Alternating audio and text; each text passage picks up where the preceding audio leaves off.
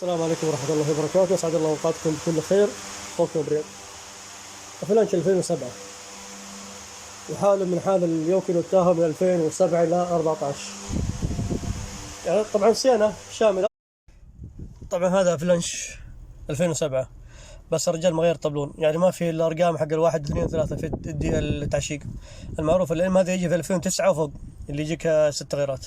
العموم الرجال الآن عنده هذا تأخير في التعشيق. يعني نشوف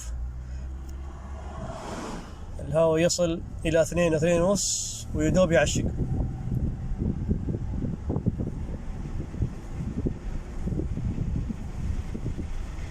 يعني يعشق على 30.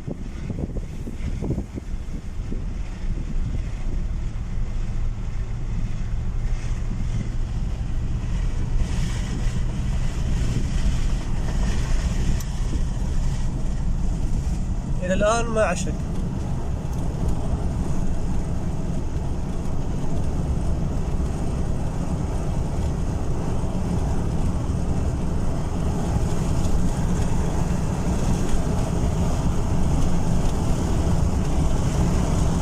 إلى الآن ما عشق، فما أدري إيش المشكلة. الرجال يقول له 2 ما قد غير زيت الجير، طبعا ما هو حاسبها بالكيلوات. ثاني شيء برضه يقول كان أول تهريب عنده في الجير وبعدين سوى لها إصلاح، بس ما أدري إيش قصة التهريب. التهريب أنا اللي أعرفه دائما من الصوف، فما أدري إيش المشكلة يعني.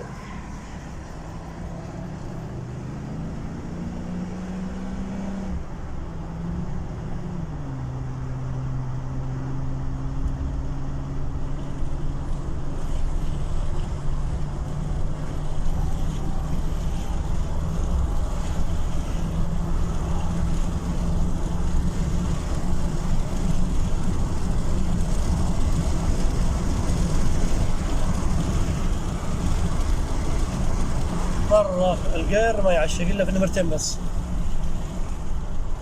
فما أدري إيش السبب. هل ممكن يكون الحساس أو شريحة الجير ولا الطنجرة ولا بنفس الجير تجي تضيب. ولما جيت أفحص طبعا لاحظوا إيش المشكلة، وهذا دائما يقع فيها أغلب الناس. مشكلة اللي هو صرفية البنزين، تذبذب الار بي ام، مشكلة في الهواء، مشاكل كثيرة.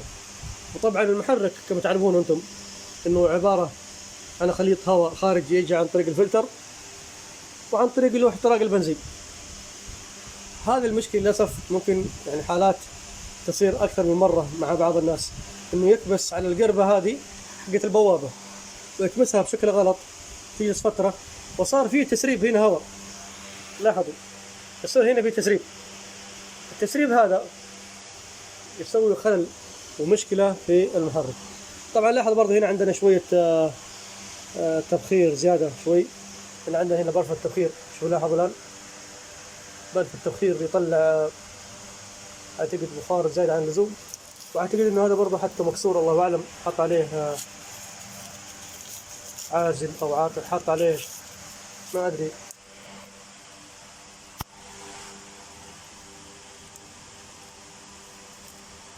طبعا هذا بلف التبخير جهة الراس الأيمن.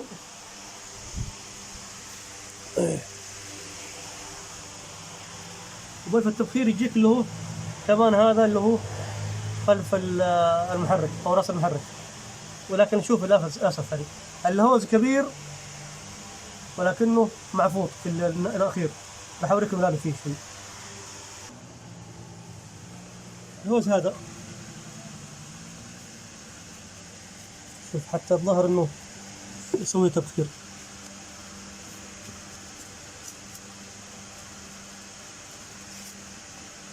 هذا الهوز أيضا فيه تهريب هواء.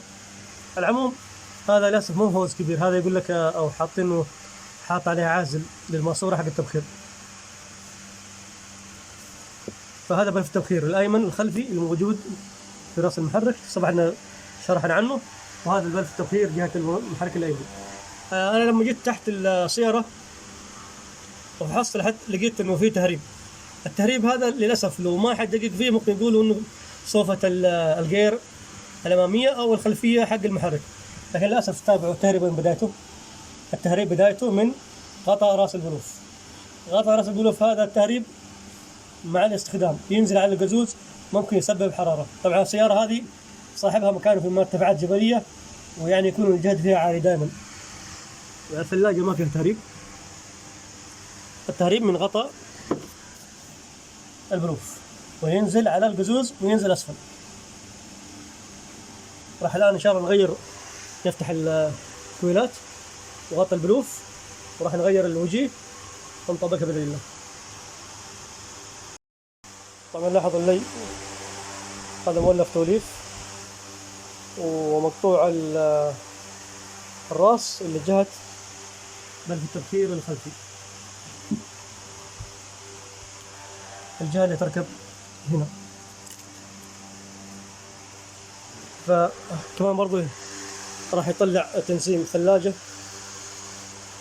وراح برضو يسبب له اختلاط في الهواء في المحرك، يسبب صرفية البنزين. يعني الآن عندنا مشكلة في الهوز هذا، راح نسوي له ترهيم. والمشكلة الأكبر زي ما ذكرنا اللي هو المشكلة في راس البوابة أو قربة البوابة هذه. ما أدري هي تنحل معنا أم للأسف لا، لكن نحاول نجتهد بقدر الإمكان نصلح اللسان المدخل حق البوابة، نحاول.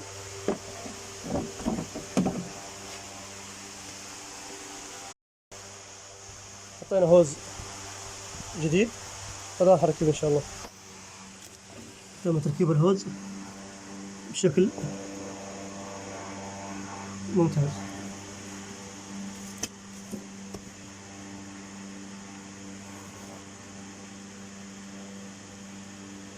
هذا الهوز الآن مركب من أعلى ومن أسفل، هذا بلف التبخير.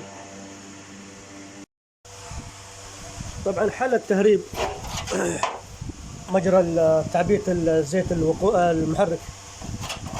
طبعا هذه تنفك، عبارة عن قطعة بلاستيكية هنا جلبة، وتكبس عن طريق له اللف. لكن لاحظوا هنا الجلدة طالعة، واللي كبس عليها المجرى أو الغطاء هذا حق التعبئة كبس عليها وهي طالعة لبرا. فالآن صعب جدا الفك لأنها مكبوسة بشكل قوي، صار الجلدة الآن هذه تدقر معنا. فنحاول الآن نطلع الجلدة قدر الإمكان، بعدين راح نفك هذا. ممكن نعملها سيليكون، لأن الجلدة ممكن ما عاد تنفع لأنها مضغوطة لها فترة، فصار الآن معتادة على الانضغاط، فما راح ترجع وضعها الطبيعي. لكن بنحاول إن شاء الله نرجعها مكانها الطبيعي. هذه طبعا إذا انفك معنا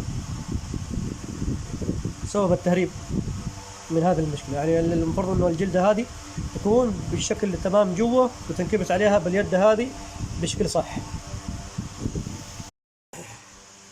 بفضل الله قدرنا نرجع مجرى تعبئة أو فتحة تعبئة الزيت مع الجلدة أو الوجه حقة الفتحة بالطريقة كما كانت سابقا، يعني مع التليين بشوية سيليكون مع الضغط عليها رجعت وركبت بشكل كما يكون، لا فيها ضغط على الوجه طالع برا أو لا كان فيها ميلان ولا شيء. رجعت تركيبتها كما كانت، الحمد لله رب العالمين.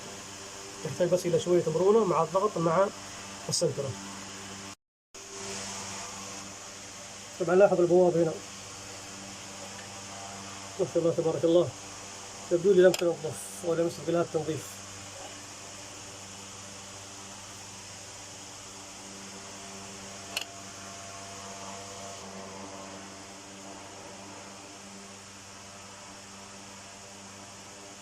هذا مجرى البوابة أو هذه الثلاجة من جوا.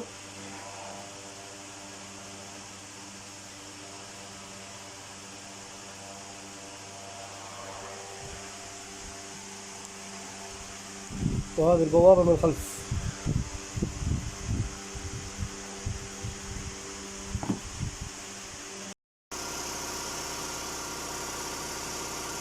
بفضل الله تم التنظيف بشكل كامل.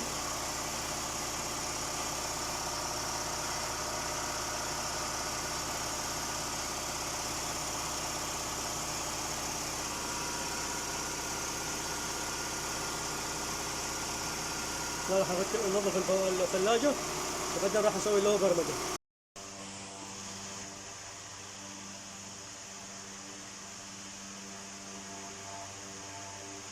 وهذه بعد التنظيف.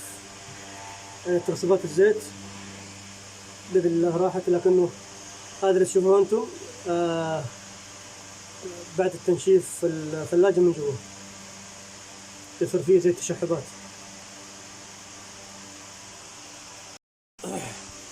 بفضل الله ركبنا القربة بشكل الرقبة بشكل كامل بالفتحة كاملة، فحتى الفتحات اللي كانت ملفوفة مع الشد السابق وللأسف كانت تسوي تنسيم للبوابة، حاولت اني انا اشيل القفيز هذا عشان اخذ حريتي في فك اللسان حق القربة، وركبناها بشكل سليم. راح الان اركب بفضل الله اللسان الان عندي بشكل كامل. هذه البوابة شوف الان من تحت بفضل الله ركبناها بشكل كامل. لاحظوا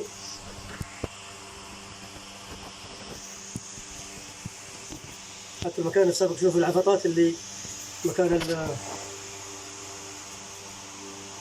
التركيب السابق اللي هنا ركبت مكان بشكل كامل. الآن راح نركب القفيز، ولما نشد عليها بالقفيز راح تتعود على مكانها الطبيعي، فيصير الواحد لما يركب مرة ثانية يتأكد من تركيبته صح، لأنه أي تنسيم هواء في منظومة قربة البوابة في لي التبخير، في لي التبخير الثاني، في ليات حساس صمام الإيفاب أو الثلاجة، راح تؤثر على أداء المحرك وصفاء المحرك وعلى استهلاك البنزين من المحرك.